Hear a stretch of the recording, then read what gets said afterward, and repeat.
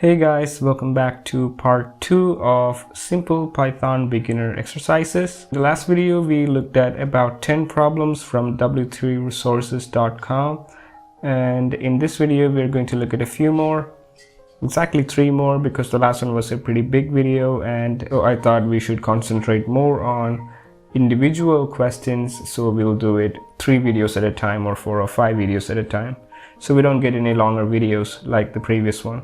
So the first one that we're going to look at today is a program to print the documents of Python built-in functions. So what's an example for a Python built-in function? Given here that ABS is a built-in function because ABS actually returns the absolute value of a given number. So if you give it a number like -5, you will get 5. If you give it 5, we'll still get 5. So Python has this as a built-in function, so if you can pass it any value and we'll make it positive. So what does it mean by printing a document of a built-in function? This document of a built-in function, it is basically the documentation of the function that says what is this function used for. So it should actually return, for ABS, it should return the absolute value of the argument. Again, I have this the online editor that we're going to use for this. So let's just try printing. So we'll put __doc__, and we're going to run this. And you can see right here that you can see return the absolute value of the argument. So this is the documentation that the original developer who wrote the ABS function wrote into that function. So of course this is a built-in function in Python. If you try another built-in function, well, let's see, let's try to use the len. You know that this len is actually used for any of the collection.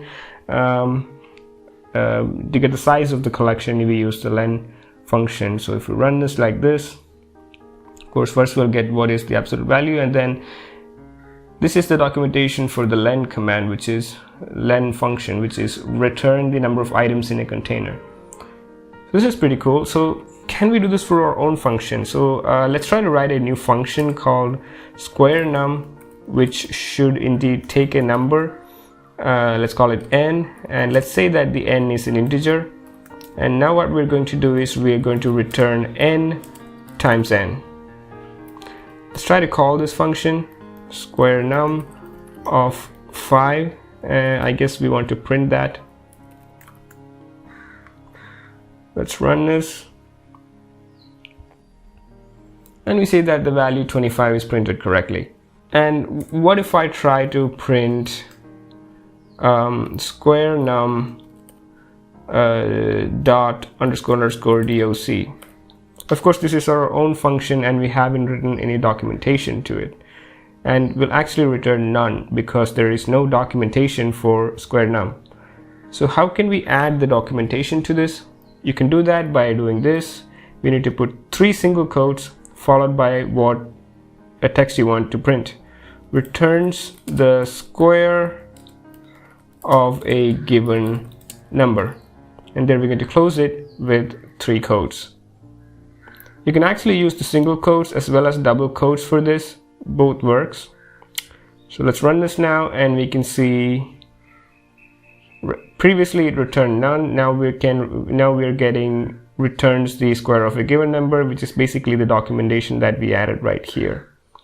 So that's our first problem. We move on to the second one, which is write a Python program to print the calendar of a given year and month. Okay, Node says use the calendar module. So how we can do this is we first need to import the calendar module as per the node we received,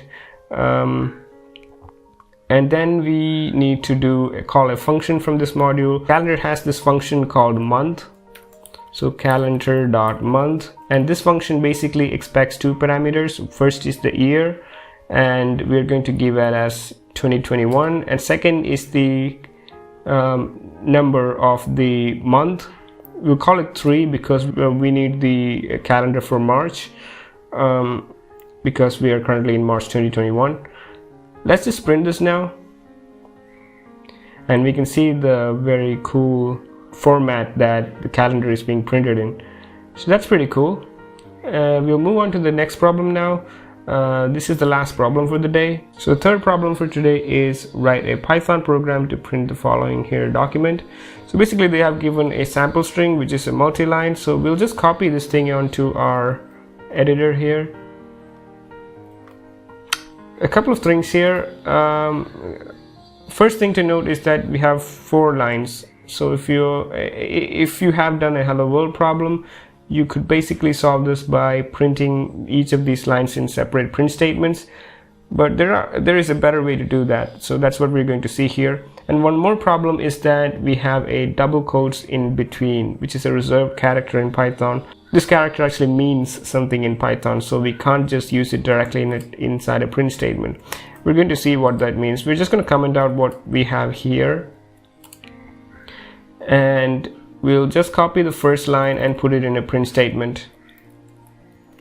Double quotes, print. And we can see something is wrong here in the highlighting itself. Let's just try to run it. It should be giving you an error. Okay, invalid syntax. That's because this Python thinks that the string ends here, then we have written some other garbage, and then we have another string right here. So this is not really the right syntax for print statement. So we need Python to understand that this is not a command. I mean, this is not the double quotes that's supposed to close this double quotes. This is something else. To do that, usually we do something like this.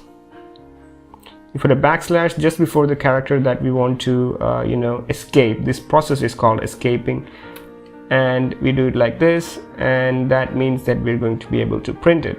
And we can see that the string itself contains quotes now because it is treated like a string by Python. I guess that solves half the problem, but there is a better way to do than writing separate print statements. How I'm going to do this, let me just show you. I'm just going to uncomment these things now, and we're going to start a print statement here, and we're going to write in the print statement right here. If we try to run it, we're going to get an error because this is not exactly a string. We have written something that Python probably thinks is a variable, and then there are spaces, and it's bad. So we need to give 3 double quotes, and you can see that now it is trying to take it correctly. And remember that I am not escaping these characters. If you put something inside 3 double quotes, and this could easily be 3 single quotes if you want, that's as you wish, both work the same way, and then you don't need to escape any of the characters inside it. So if we run it, we can see that it is correctly printing the values, and everything is escaped correctly, and even the multi-line is being printed correctly. So that's all for today. Hope you enjoyed it. Stay tuned for the rest of the questions that are coming up, or you can go ahead and do these problems yourself if you want. I'll leave the link in the description. Thanks for watching. See you soon.